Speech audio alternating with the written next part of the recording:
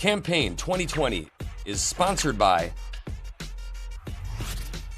Wisconsin Hospital Association, Quick Trip,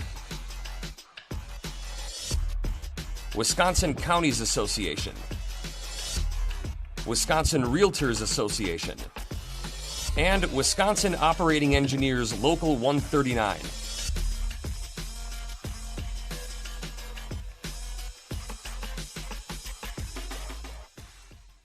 Josefine Jaynes of Readstown is a Democratic candidate in the 96th Assembly District. The primary is August 11th. Josephine, welcome to WisconsinEye.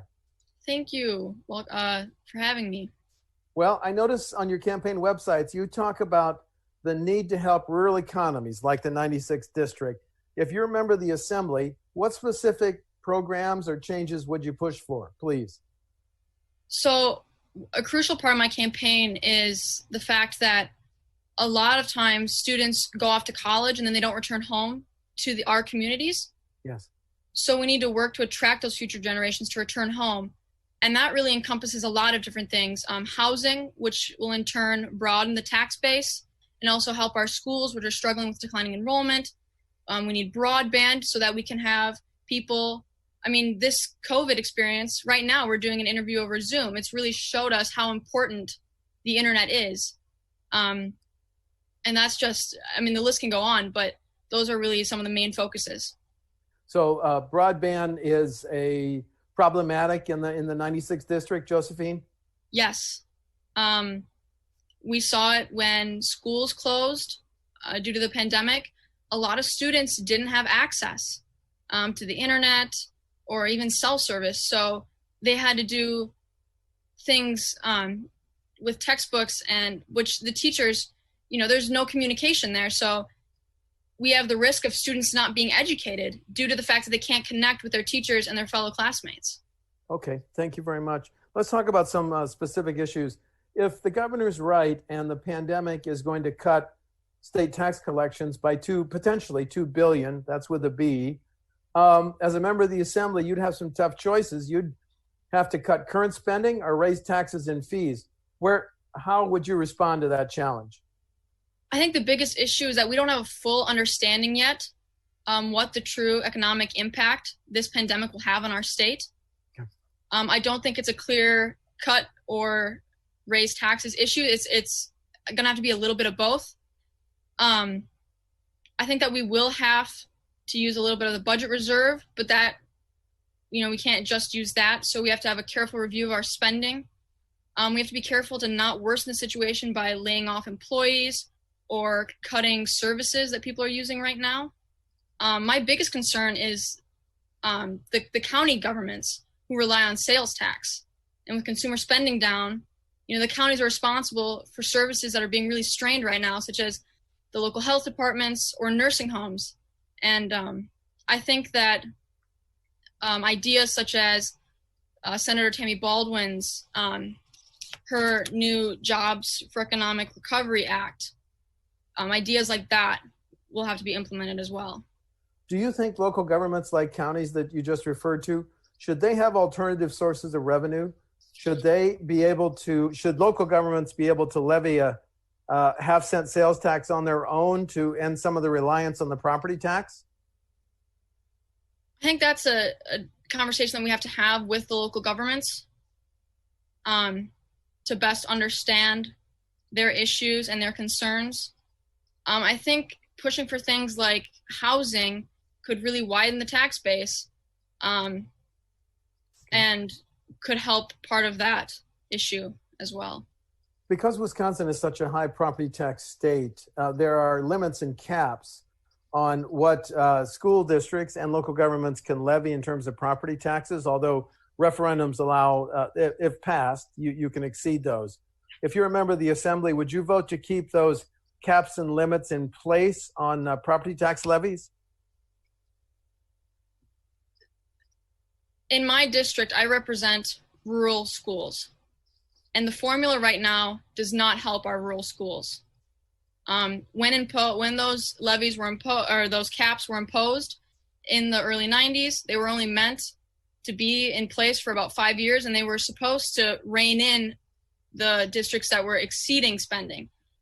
But really, they've impacted our low spending rural schools. I think we need to work with groups such as the Association for Equity and Funding and the Fair 8 Coalition to really talk with rural schools what would be best for them. And right now we see, if you look at the past 5 years, the trend with referendums, local people are choosing to raise their taxes. They've had to take that burden upon themselves to fund their schools, right, which I think should be which should be an issue that the state government deals with, not these local governments. Thank you. Okay, new subject. Americans know now how some police officers treat those in custody. We know a lot more than we did 3 months ago. The governor recommended a 9-bill package that would ban chokeholds, ban no-knock warrants, uniform training standards for police. Can you support the governor's package, or do you not think it goes far enough? I would support the governor's package, but when it comes down to our local law enforcement officers, I think that they need to have an ongoing conversation with our local governments and the constituents that they are there to protect. I think that, we have to be careful. We need to make sure that police officers are held accountable for their actions. We also have to make sure that we don't totally strip the police officers of their duties.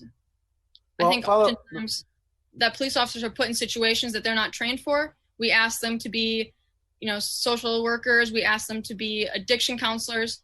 And I think we need to put money into funding those services.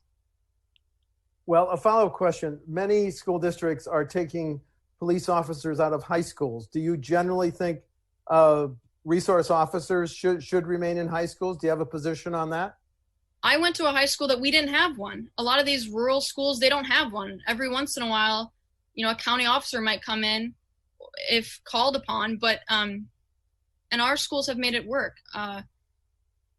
Obviously, I don't talk to the schools in the larger cities such as Madison and Milwaukee, but if we can get it done, I think that those metropolitan areas should be able to as well.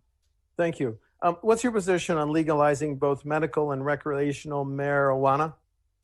I strongly support the legalization of medical marijuana. I think recreational marijuana is a great way. If it's taxed, we can look at the examples of other states like Washington, Colorado. We don't have to reinvent the wheel. We can follow what those states have done. I think that would also help our budget issue. The debate over who should draw the next set of congressional and legislative boundary lines, the Constitution said the party in power in the Capitol should draw it, but the governors recommended a People's Commission, which would draw the lines and then forward them to the lawmakers to enact. Where are you on that issue, please? I would support Governor Evers' nonpartisan redistricting commission. I think that gerrymandering has stripped our right to vote by pre-deciding the outcome.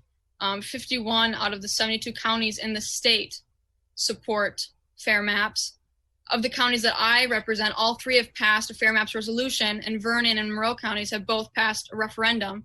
So as their representative, I would fight for fair maps in Madison. A question on a state taxing issue. We have no long-term funding plan for our highways. The governor last year recommended raising the gas tax. Would you support raising the gas tax, which is now 30.9 cents per gallon, hasn't been increased in 10 years, as a way for stable funding of highways, please?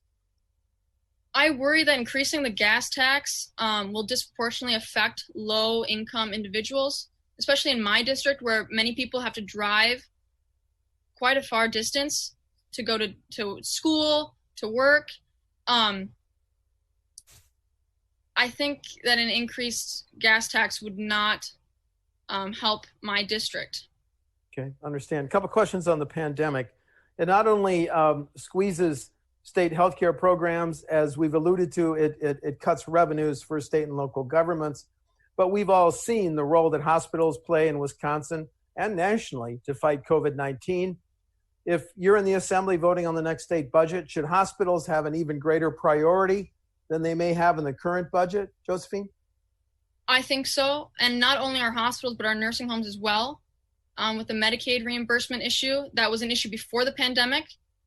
And I also think with hospitals, when someone recovers from COVID, that doesn't mean that they're fine. It means that sometimes they have lifelong issues, whether it be respiratory issues or, a need for a lung transplant, issues like that our hospitals will also have to be facing. And I think that healthcare needs to be a priority. So you think the state should expand Medicaid and take that additional federal money? It's there. The money's there. Our state doesn't have to raise taxes. We don't have to. It's already there, and that's our money that we paid. I don't understand why we haven't taken it already. Oklahoma just took it. I think that is long overdue. Another question on the pandemic. If a business follows all the CDC or WEDC rules and regulations to keep their employees and their customers safe, should they be immune from frivolous lawsuits? I think that would be a hard thing to implement, because how do you ensure that they are following those? I think I'm really proud of the businesses in my district who have been coming up with creative solutions to this pandemic. No contact service and issues like that. I think that that people understand which businesses are practicing safety measures such as face masks and gloves and issues like that. And I think that people recognize that and will use those services more than ones that put their health at risk. Thank you. Okay, a new subject. When a local government, school board or local government wants to approve a major public works project, should the bidding standards and requirements force them to give a preference to Wisconsin companies? The reason I ask is a study found in 2015, out-of-state contractors got $72 million in public works projects, but that went from $72 million in 2015 to $146 million in 2018. Should local governments have to give preferences to Wisconsin companies? I have not seen the study that you just read off, but I think that Wisconsin companies should be given preference.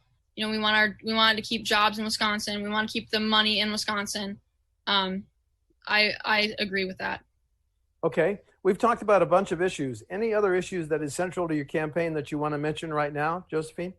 I just think that the biggest issue in my district is going to be the economic fallout from COVID, which is something that we don't even know how large that will be, because we haven't even peaked in this pandemic. And I think that that's just going to be an ongoing discussion, and we're going to have to listen to the scientists and health officials, and then work with our local governments to ensure that everyone comes out of this successfully. As a recent high school student, what unique perspective would you bring to the state assembly? A fresh new one. I don't have any ties, any strings attached. I'm just going to go down there with strong, independent leadership. And my generation is the policies that are being created today will affect the world that my generation inherits.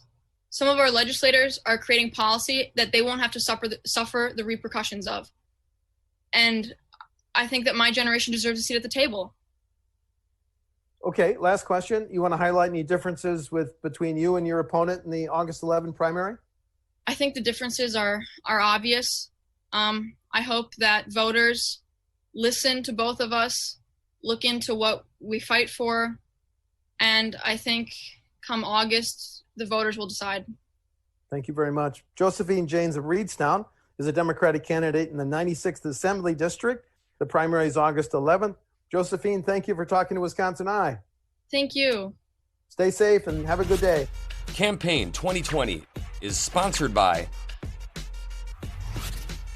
Wisconsin Hospital Association, Quick Trip, Wisconsin Counties Association, Wisconsin Realtors Association, and Wisconsin Operating Engineers Local 139.